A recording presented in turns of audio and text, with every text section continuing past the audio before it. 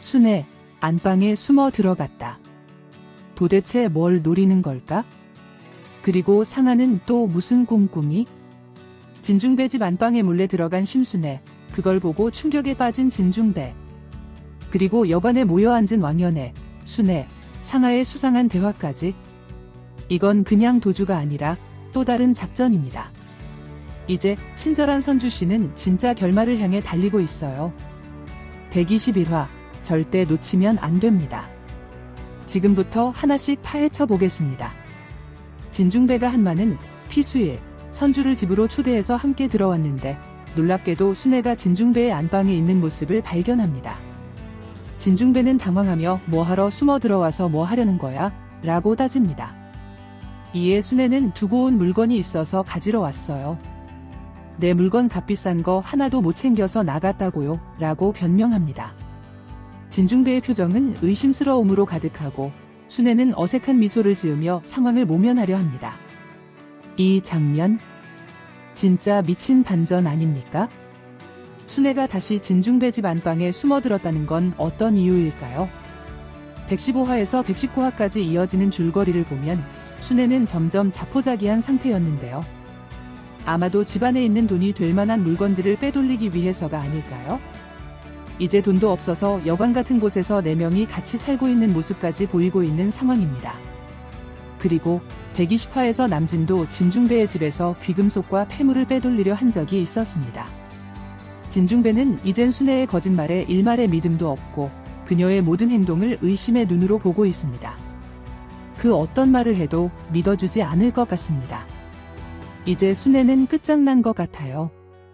그 누구에게도 인정받지 못하고 버림받을 것 같습니다. 마지막에는 고작 상, 그리고 그래도 부모라서 우상 정도 밖에 사람이 없을 것 같습니다. 왕연애, 순애, 그리고 석방된 상아가 여관에 모여 대화를 나누는 장면입니다. 상아는 차갑고 비꼬는 듯한 목소리로 걔들이 무사히 결혼을 할 수 있을까? 내가 축하를 좀 해주고 싶어서 라고 말합니다. 그녀의 눈빛에는 복수에 대한 강한 의지가 담겨 있고 연애와 순애도 긴장된 표정으로 상아의 말을 듣고 있습니다. 이 장면, 말이 너무 무섭지 않나요? 축하를 해주고 싶다는 말이 폭탄을 던지겠다는 협박처럼 들리는 건 저뿐인가요? 120화에서 상아가 구치소에서 풀려나면서 피선주, 이대로 안 끝나 라고 외쳤는데 이제 마지막 복수 계획을 세우고 있는 것 같습니다. 여관에 모인 세 여자의 조합도 정말 위험해 보여요. 순애는 우상에 침몰하는 카드를 가지고 있고 상아는 150억 횡령 사건에서 불구속 조사로 이제 자유롭게 움직일 수 있거든요. 특히 상아가 선주의 결혼을 타겟으로 삼고 있다는 게 정말 무서워요. 결혼식이라는 중요한 순간을 노리겠다는 건데 이는 선주에게 가장 큰 상처를 줄 수 있는 타이밍이거든요. 과연 그 선물이 뭐일까요? 악마처럼 차로 사람들을 치게 하는 악행을 저지를까요? 모두 집에 불을 지르고 같이 죽자고 할까요? 150억은 아직은 움직일 수 있는 상황이긴 한데요. 상아와 남진은 소호와 선주의 결혼식장에 나타나 소호와 선주의 출생의 사연을 이용해서 결혼식장을 난장판으로 만들려고 하지 않을까 추측해봅니다. 정말 상의의 음모가 궁금해집니다. 진건축 사무실에서 소호와 선주가 커피를 마시며 대화하는 평온한 장면입니다. 소호가 진상아 전남진 그렇게 애틋한 부부일지는 몰랐는데 라고 말하자 선주는 둘이 뭔가 일을 꾸밀 것 같죠? 라고 대답하며 불안한 기색을 보입니다.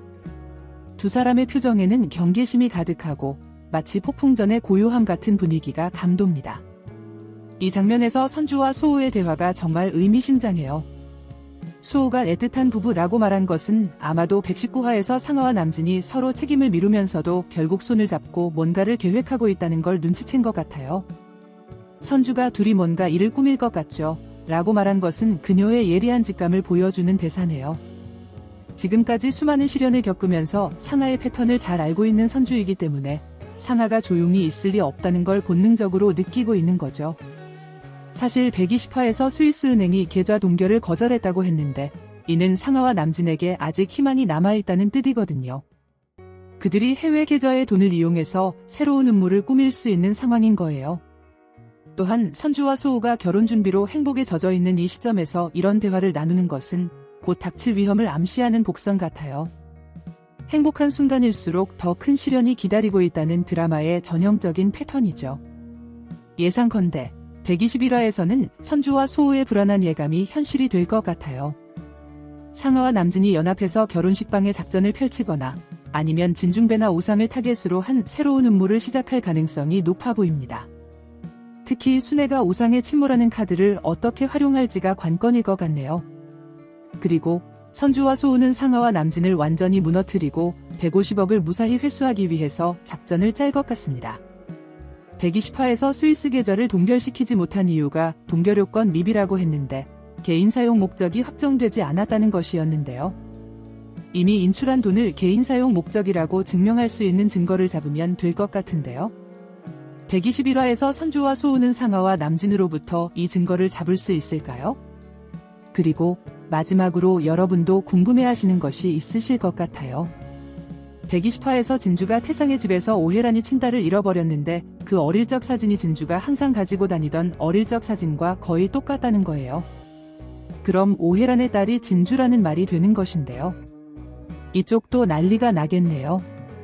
태상과 진주는 어떻게 될까요? 이제 정말 결말이 코앞입니다. 그런데 끝이 아니네요. 121화 절대 놓치지 마세요.